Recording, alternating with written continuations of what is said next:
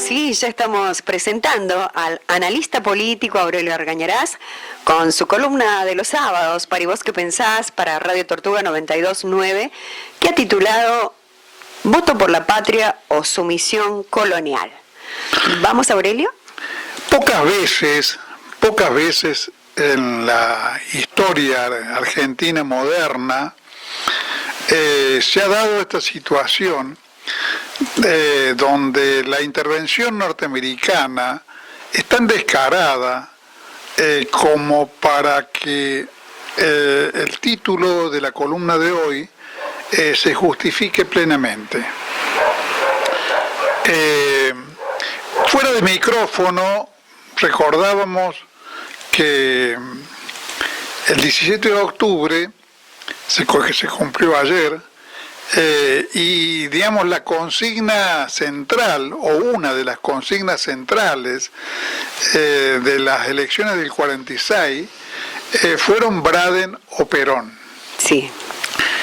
Y la justificación de esa consigna era plena, porque el embajador Stroil Braden, el embajador norteamericano, había intervenido de una manera tan descarada en la vida política argentina que incluso había encabezado una manifestación de la oposición al gobierno provisional del que formaba parte Perón, y aconsejaba abiertamente el voto por la Unión Democrática. Claro.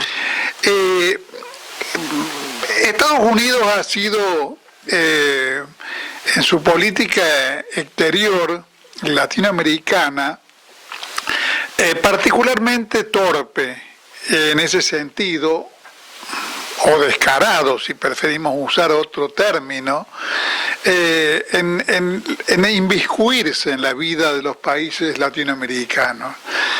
Los ingleses en la época del Imperio Británico eran mucho más sutiles, mucho más preocupados por disimular su injerencia, claro. No para disminuirla, sino para que no... ser tan evidente, ¿no es cierto? Claro, para que no hiriera sentimientos patrióticos, claro, por lo menos de una porción significativa del país, donde, bueno, siempre el orgullo local o el patriotismo siempre ha sido una cuestión que, digamos, que las potencias extranjeras tienen que tratar con cuidado. Estados Unidos ha sido particularmente torpe, y Trump es particularmente torpe y descarado. En realidad Trump, y eso forma parte de una de las cosas que califica como tan disparatado el alineamiento de Milei con Estados Unidos. Una de las cosas que caracteriza la situación actual es que Estados Unidos es un imperio en crisis. Es un país que ha ingresado en su decadencia imperial. Como todo imperio decadente, se resiste naturalmente, no estoy criticando eso, se resiste a soportar esa decadencia y pretende perpetuarse del modo que sea. En su decadencia, casi todos los imperios han cometido torpezas y muchas veces desaguisados que incluso terminan acelerando su declive. Parece ser el caso de Estados Unidos, porque casi todas las cosas que Trump hace, lo de Gaza puede ser, o parece ser por el momento, por lo menos una excepción, pero está por verse, porque es un conflicto muy enredado, digamos, el Oriente Medio. Podría ser en este momento visto como una especie de éxito diplomático particular de Trump, pero en general casi todas las cosas le han salido mal. Su relación con China, por ejemplo, es una relación donde digamos, la línea de Trump es tan zigzagueante, tan poco clara, tan voluble y tan contrarrestada por una acción diplomática china que se parece a la inglesa, en el sentido de que obra con una gran delicadeza, con ese sentido de la discreción que de alguna manera es propio de Oriente, de no inmiscuirse abiertamente en los problemas, las políticas locales, de jugar con el respeto, y por razones sistémicas que no podemos analizar en este momento, inclusive de orientar sus relaciones económicas en términos de lo que ellos definen como ganar-ganar. A la vez son unos linces, ¿no? O sea, en materia de economía y de actividad y de relaciones económicas y diplomáticas son unos linces. Sí, están muy despiertos los tipos. Sí. No, y están, en los últimos 15 años han pasado de una situación en la cual se apropiaban exitosamente de los últimos avances de la tecnología y la ciencia occidental a ser ellos quienes están encabezando la innovación científica y tecnológica y desplazando de ese lugar a los Estados Unidos y Europa. Disculpa, Aurelio, cuando digo los linces me refiero no denostativamente, ponderando la manera. Si lo entendía así. Están muy despiertos estos tipos. Son muy despiertos, son muy despiertos. Por decir de una manera más sencilla. Le dan un lugar a la acción científica, a la investigación, incluso a la investigación sociológica, al conocimiento de la idiosincrasia de los países con los cuales se relacionan, tienen especialistas acerca de las políticas locales para todo el mundo. Algunos analistas no pro-chinos, digamos, porque si fueran pro-chinos podría ser sospechoso, consideran que es el país mejor gobernado del mundo. Pero bueno, no nos vayamos tan lejos, porque el hecho está en que estamos asociados a un imperio decadente y con el cual, para colmo, tenemos economías no complementarias. Porque esta mañana escuchaba en un programa de radio a un analista plantear el hecho de que, más allá de cómo juzguemos el vínculo que la Argentina tuvo con el Imperio Británico, que era un vínculo de sumisión colonial o semicolonial, claro, sí, era eso. Pero con las economías inglesa y argentina de esa época eran economías complementarias.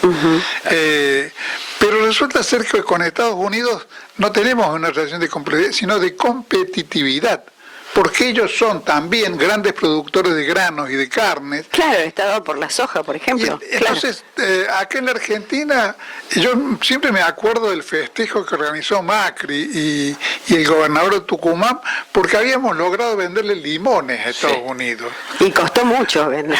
Y con un enorme costo habíamos logrado destrabar el comercio exportador de limones de la Argentina y Estados Unidos, porque Estados Unidos también es un gran productor de limones. Claro. Entonces, realmente, a diferencia de lo que pasa y ha pasado con muchos países de Centroamérica, con economías muy miserables, por ejemplo, países que tenían como principal rubro exportador las bananas, pero de todos modos había ahí una complementariedad, porque las bananas eran un producto muy apetecido en el mercado norteamericano y a su vez se proveían de la producción industrial norteamericana. Pero la Argentina que emergió a la historia universal en la misma época como en la misma época en que se impuso como potencia global Estados Unidos, era una Argentina con un relativo desarrollo industrial. Entonces no era un cliente particularmente necesitado, como lo había sido con el Imperio Británico, de recibir productos de consumo importados. Claro. En realidad, de Estados Unidos nos interesó, y en alguna medida nos sigue interesando, recibir máquinas, insumos para la producción industrial, pero no producción terminada. Claro. Y menos en esta época en la cual la industria norteamericana ha perdido completamente su competitividad con relación a China. A China. Justamente, Aurelio, eso que mencionas vos, en lo que respecta a decir la competitividad que hay, bueno, por ejemplo, ahora a raíz del enfrentamiento que hay entre Estados Unidos y China por la cuestión arancelaria, la soja que Estados Unidos le vendía a China, bueno, ahí está sin saber encontrar mercado. Y ahora claro, resulta que parece que va a ser la Argentina la que paga el plato. Claro. paga el plato. Que va a tener, claro. Sí, la Argentina tendría que resignar exportación de soja a China para que Estados Unidos pueda recuperar a China como mercado.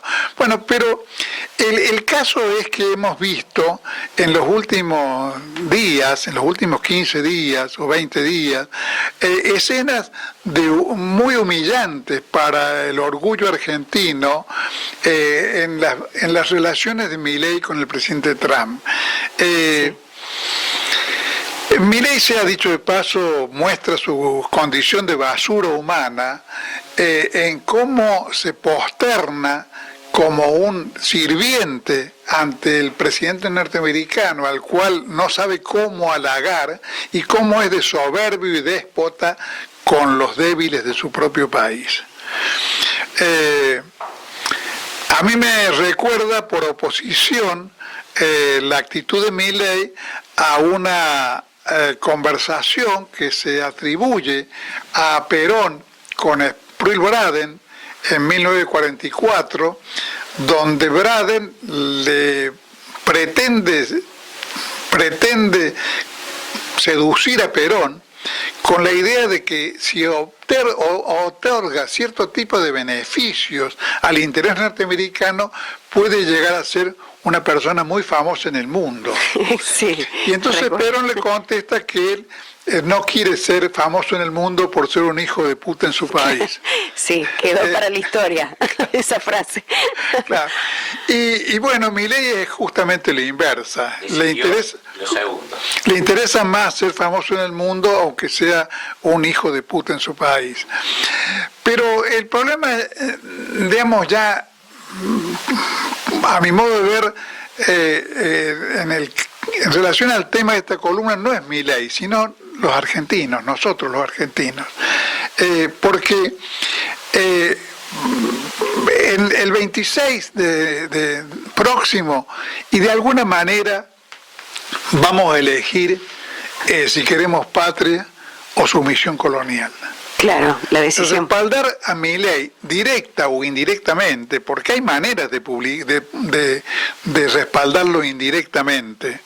Se lo puede votar directamente votando a la Libertad Avanza, y se lo puede respaldar indirectamente votando a los amigos de Milei, que posan ocasionalmente de opositores, pero que en realidad están dispuestos a darle la gobernabilidad que el propio embajador norteamericano, Lamelas, está buscando en diálogo con un conjunto de embajadores, claro, de gobernadores argentinos, que están asegurándole a los Estados Unidos que después de las elecciones van a acompañar a Milei. Claro. Como dando a entender que, los dejen hacer este juego electoral, claro, de crítica de la crueldad y de otras cosas que les atribuyen, sí, a Milei, pero que después van a acompañar en todo lo que se refiere a la reforma laboral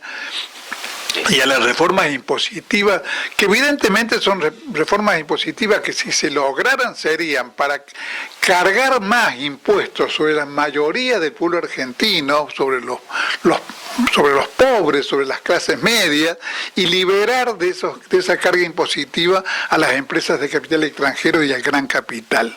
O sea, una reforma a la inversa de la que desearíamos que fuese la mayoría del país. Y esto de alguna manera nos permite llegar a uno de los centros del problema, que a mi modo de ver es el siguiente. Esta cuestión de voto por la patria no es solo voto por la bandera, voto por el amor a la Argentina, es también voto por mí mismo. Porque la cuestión patriótica siempre ha estado íntimamente enlazada con la cuestión social. Indudablemente. El peronismo es justamente el peronismo clásico, el peronismo de Perón, no el peronismo, entre comillas, de Schiaretti. El peronismo de Perón justamente nos muestra una época de florecimiento del patriotismo, puesto de relieve en las consignas de soberanía política e independencia económica, dos de las consignas centrales, junto con la justicia social, clásicas del peronismo, fundacionales del peronismo, sino que nos muestra un país donde tuvimos realmente los años más felices de la historia moderna de la Argentina. En cuanto a construcción de viviendas, al ingreso popular, a la incorporación de las grandes masas populares a derechos como el turismo. El turismo antes de Perón era un turismo limitado a las altas clases medias y a los sectores oligárquicos. Sobre todo, claro. Esos sectores privilegiados de la Argentina odiaron después del peronismo que en Mar del Plata y en Carlos Paz y en las colonias de vacaciones del país aparecieran los negros. Porque hasta ese momento esos centros, Bariloche, digamos, ¿no?, eran centros privilegiados del interés oligárquico. Bueno, y entonces es una muestra palpable de que cuando hay un patriotismo serio, sólido, consistente, no palabrerías patrióticas, como hemos visto a veces, por ejemplo, en el gobierno de Videla, en la dictadura de Videla. Cuando hay un patriotismo profundo, al mismo tiempo ese patriotismo profundo está acompañado y cimentado además por el desarrollo socioeconómico del país, por la conquista de derechos, porque la Argentina extendiera los beneficios de una vida digna a las grandes mayorías nacionales, floreciera el comercio, florecieran las industrias, fuéramos en el año 49 el quinto país del mundo en tener aviones a reacción, tuviéramos trenes que tuvieron las primeras locomotoras diésel antes que Estados Unidos, tuviéramos una flota marítima del Estado que transportaba una buena parte de la carga de las mercaderías que salían e ingresaban al país, con lo cual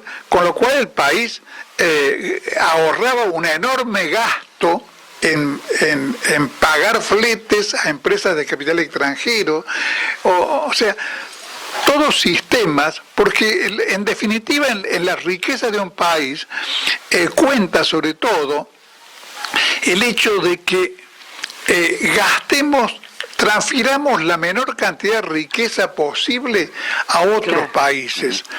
Una forma de transmisión es justamente pagar que empresas extranjeras hagan el sistema de fletes. Claro. que empresas extranjeras sean las principales aseguradoras, por ejemplo, del país, o las compañías de seguros. Entonces se creó como empresa estatal la empresa de reaseguros del Estado. Los teléfonos eran del Estado. No sé si alguna vez nos preguntamos a dónde van a parar las utilidades que obtiene Telefónica, Telecom o las empresas extranjeras que en este momento proveen de telefonía en la Argentina. Van a parar a los países de orígenes. ¿A dónde van a parar las ganancias que obtiene Carrefour y los 5 supermercados de capital extranjero que concentran el 80% del comercio minorista de la Argentina, en desmedro de los supermercados nacionales, como en el caso de Altagracia, el supermercado Becerra, que evidentemente pueden tener los defectos que se quiera, pero evidentemente se trata de comerciantes que lo que ganan lo gastan o lo invierten en la Argentina.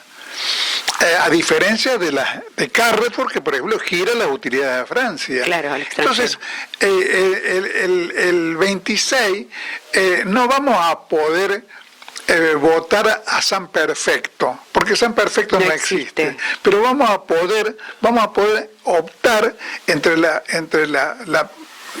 votar por volver a tener patria, por recuperar la patria, por recuperar el bienestar y el progreso para los argentinos, de una forma quizá con muchos defectos, como han sido tantos gobiernos. Ningún gobierno patriótico, ni el de Irigoyen, ni el gobierno clásico de Perón, fueron una hechura divina, fueron una hechura humana, como todas las cosas que hacen los hombres, llenas de imperfecciones, pero que tenían como características que beneficiaban fundamentalmente al país y en tal caso en el balance de beneficios y daños eran enormemente positivos en el sentido de beneficiar los intereses generales y los intereses de la gran mayoría. Bueno, creo que eso es lo que se va a decidir el 26. En la Argentina siempre ha habido gente que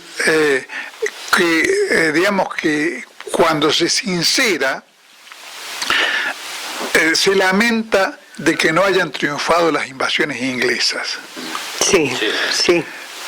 Pero creo que el error que cometen, más allá de la falta de patriotismo, de esa expresión, el error que cometen, porque hay un error además de una falta de patriotismo, es creer que si hubiéramos sido patrimonio inglés, habríamos sido Canadá, habríamos sido Australia y no hubiéramos sido la India. Claro, no se les ocurre pensar, una colonia periférica de los ingleses. Claro, no se les ocurre pensar que la Argentina podría haber sufrido un destino semejante al de la India, donde Inglaterra destruyó todas las industrias nativas y humilló a una civilización milenaria. Tampoco se les ocurre que podríamos haber sido algo similar a los países africanos, a los cuales saquearon los países europeos. Entonces, bueno, tomemos conciencia de que nadie en los vínculos internacionales regala nada, nadie beneficia al otro contra sí mismo, y que si no nos ocupamos de nuestros intereses y nuestra patria, los argentinos, vamos a ser una colonia miserable, porque ni siquiera vamos a hacer una colonia próspera, vamos a hacer una colonia miserable, explotada, sin centrales nucleares, sin ciencia, sin tecnología, entregando al capital extranjero especulador las joyas más importantes que hemos logrado tener los argentinos, al modo que ya vimos acá en Córdoba particularmente, de lo que ocurrió con la fábrica de aviones en manos de la Lockheed. La Lockheed compró la fábrica de aviones, o mejor dicho, se hizo cargo de la fábrica de aviones, nada más que para que no produjera. Claro. Para vaciarla. Para vaciarla, para sacar del territorio del mercado global aunque sea minúsculo, pero a un posible competidor. La Argentina ha sido visto, por ejemplo, en el tema nuclear, donde estamos corriendo en este momento el riesgo de que se vendan las centrales nucleares. Hablamos esta mañana, nucleares. Sí. La Argentina ha ganado concursos internacionales en la venta de pequeños reactores, claro, en los cuales el INVAP es un centro muy avanzado y muy eficiente. ¿Qué es lo que quieren los Estados Unidos, otros países desarrollados del mundo con relación a sus renglones? Quieren destruirnos, quieren sacarnos del medio. Solo eso. Claro. Para que sigamos, digamos, siendo, en tal caso, productores de soja y carne. Materia prima. Gracias, Aurelio. Muchas gracias.